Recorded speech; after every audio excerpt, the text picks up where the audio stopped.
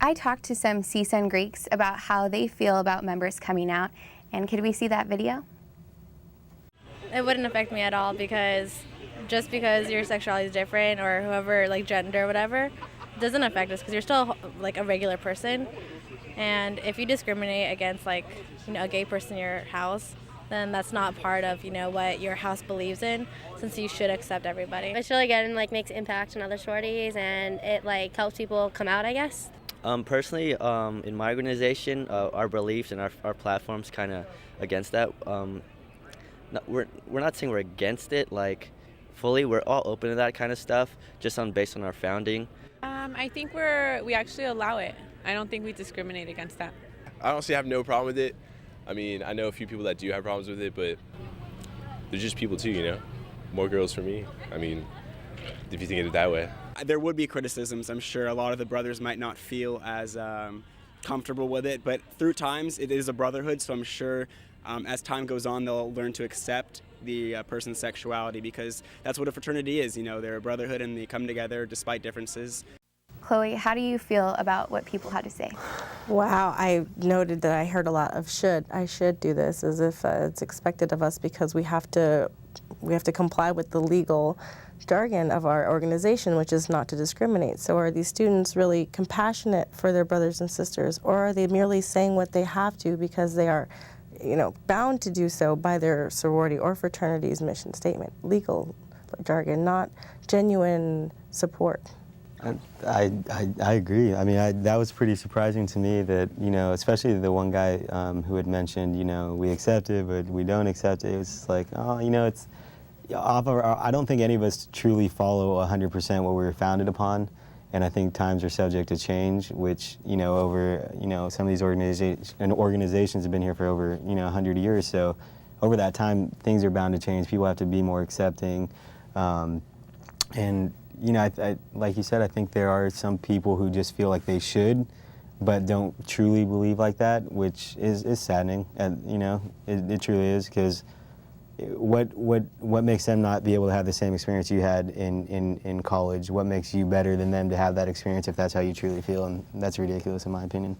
I think that one fraternity member that talked about it would be an advantage in his organization because it would be more women for him. I think that's the perception, is that it's okay if it helps us be more heterosexual. He didn't talk about it's okay if he brings, our fraternity brother brings a cool member that maybe would also like to join the organization because he meets the ideals that we were founded upon as an organization. Instead, it's all about the heterosexual nature of, or persona that we want to project as fraternity men. And I think that was a great example of that sort of in action. It was sexist and heterosexist, and it kind of completely undermined the community feel and the philanthropy aspects of Greek life, because I can't see someone really being genuinely philanthropic if they think that I am here to serve their sexual interests and not as a sorority member who wants to add to the community on equal footing with the fraternity. I wanted to ask you also, do you think that this is an accurate perception of what the Greek community thinks?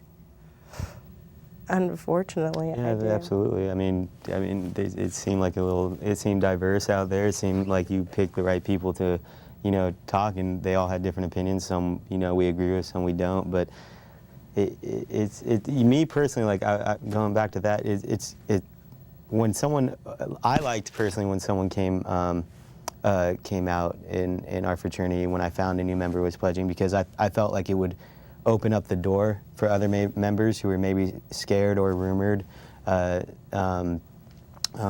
be out. I thought it would help them, potentially see, oh, well, if they all accept him, then they'll accept me, and I can finally, tell my brothers the true side. But it didn't work out like that.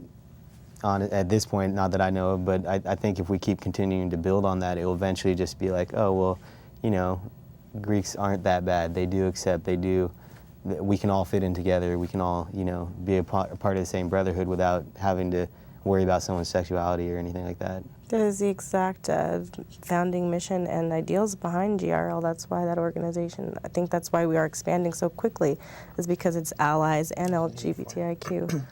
We are definitely fitting that need. Yes, we fill that need. that's why it's exploding.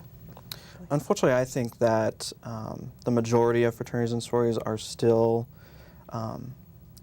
dated in terms of moving with the now. I think that the majority of them, and I hear stories every day, and I was a participant author of a book that I see that you have here called Brotherhood, and it's a collection of stories of fraternity men who experienced both positive and negative experiences when they were found out.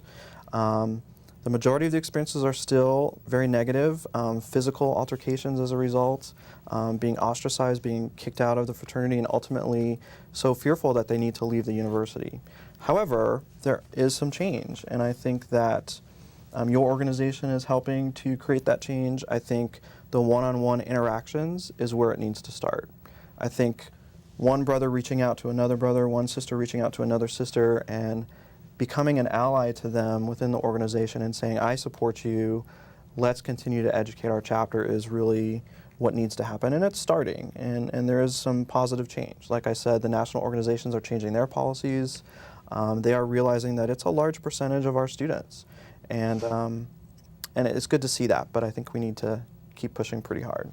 Do more. There's always room for improvement. Yeah. And I think it expands our, I mean, we all, especially, you know, here at Northridge, we all like to brag on the part that we're very diverse, and that's a part of diversity that we have to deal with and eventually accept like anything else, like somebody being, you know, African American, Latino, you know, white, like everything, just, you know, it's another part to expand your diversity and get to know a different person in a different respect, because you can, you connect on some level, you know, it's.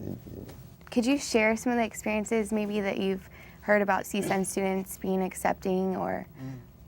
I had a fraternity president come to me actually last year, pretty upset and distraught, and it was because people were starting to find out or question his sexuality, and I remember he was telling me that he came out of his chapter meeting and saw that his car was vandalized, and it was vandalized with fag and queer and you know, pictures depicting pretty sexual acts, demeaning acts, and they were done by his own fraternity brothers because they wanted to remove him from that experience, not only as president, but just as a member, even though he had a history of 4 years of nothing but positive service and leadership to that organization. And it was pretty devastating for him because he thought that he was part of an organization that truly bought into the ideals of his organization, the values that they were founded upon, and unfortunately he realized that that wasn't necessarily the case. So that was one story that was pretty negative, but some are starting to be much more positive. And so I've had also some students approach me before they're deciding to join and say, what's your perspective, Jameson, as a Greek advisor? Is it pretty open? Can I, through this process, reveal my sexuality? And for those organizations, or for those students, I say that the organization fits your character, and you need to find the organization that fits you, and those that will be accepting is the right organization. And they're finding those. And there's a few that are definitely, it's not an issue. Jacob, how much of Greek social life do you think is directed towards pursuing the opposite sex, or is this just a stereotype?